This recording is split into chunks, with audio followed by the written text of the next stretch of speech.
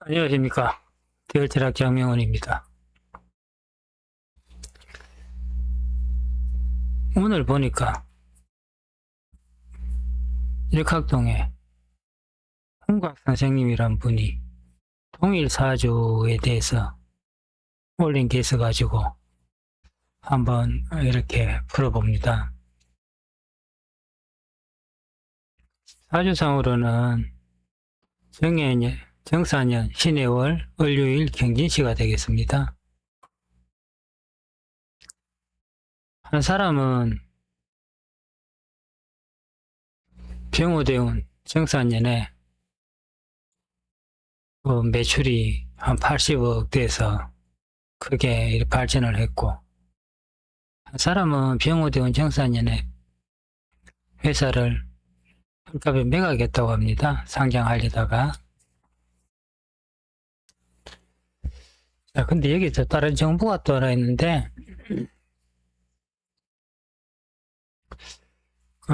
발전하신 분은 이렇게 힘들게 하다가 병호대원 들어서 이제 발전을 했다는 분이고, 망했다는 분은 부친이 하던 걸 계속 물려받아 하다가 이번에 상장을 하려다가 잘 안 돼서 헐값에 매각을 하고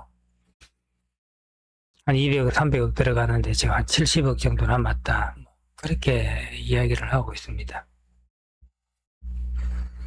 자, 먼저 태울기문으로 봤을 때는 정상적으로 보면은 이분이 77년 11월 24일 진시면은 자, 이렇게 나옵니다.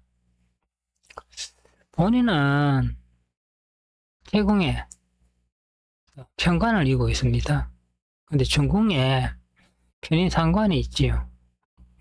그러면 편인이 이제 자묘형이 되지만 상관이 편관을 사유합을 해서 제해주는 게 있습니다. 근데 이제 이분 구조는 손궁에 여기 상관이 나가 있고요. 상관 생기하는 게 있으니까 주고받고 교제하고 거래하고 뭐 해외 무역 같은 거, 해외 멀리 있는 데하고 되는 그런 것이 있고, 여기 보면은 건궁에 관성이 급제를 집중하고 있습니다. 이제 관에서 신자 합으로 해서 이렇게 자묘형으로 봤는데, 신자 합으로 했을 적에는 자묘형이 잘 안 일어났죠. 근데 이렇게 봤을 적에 이분은 46세부터 49세 사이에 이제 발전할 수 있는 그런 소지가 있습니다, 이게. 특히 이제 49세는 건궁에서 이제 급제를 제하면서 되니까 또 운이 더 나쁘지 않겠죠. 근데 이제 이 구조가 되면은 39세 전에는 식인생제를 하지만은 편인이 좌우충을 해버려가지고 이렇게 크게 발달하기가 좀 어려운 모습입니다, 이게. 식인생제 하지만은 항상 보면은 여기 좌우충으로 해서 중국에서 편인이 도시가는 부분이 있어가지고 조금 문제가 좀 있겠죠. 이제 그렇게 이렇게 볼 수 있는데, 이분이 만약에 묘시라면은 이때는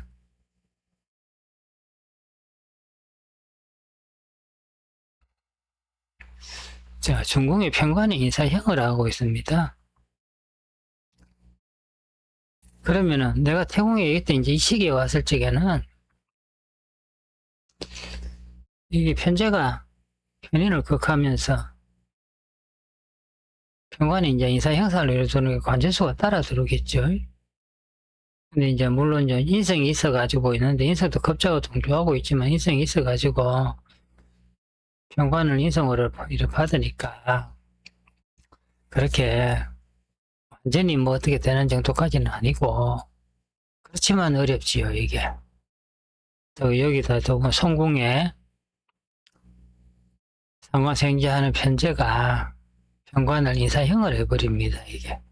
그러면 재물로 인한 관제수가 이제 이렇게 될 수 있는데, 그게 이제 사실 사명으로 해서 보니까 요 시기 46세에서 50세 사이에 조금 하는 일이 잘 안 되는 모습이 되겠습니다.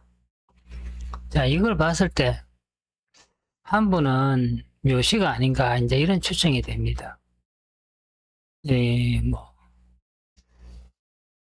어떻게 보면은 시간을 이렇게 마음대로 한다는 부분에 대해서 문제가 있을 수도 있지만 이건 어디까지나 추론입니다. 그리고 이분들이 지금 49세 정도 되면 거의 자연분만입니다. 저 같은 경우는 그 사퇴하는 이제 시간의 기준을 100회가 공기에 노출되는 시점으로 보고 있습니다.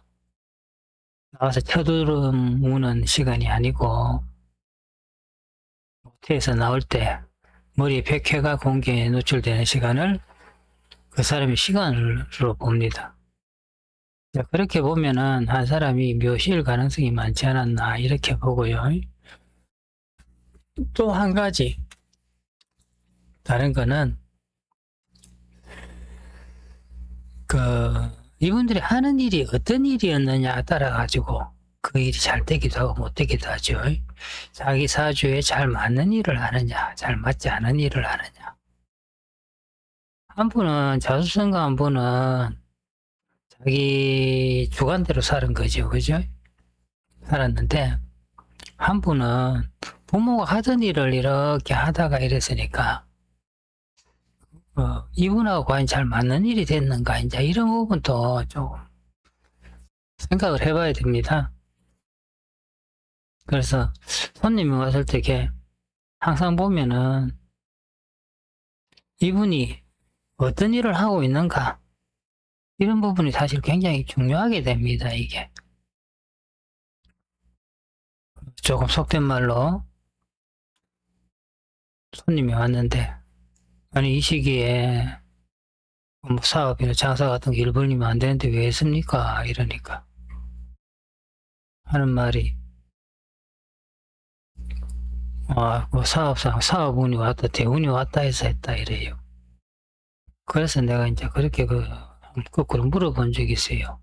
아니 사업운이 왔다 하면은 아무 사업이나 다 됩니까?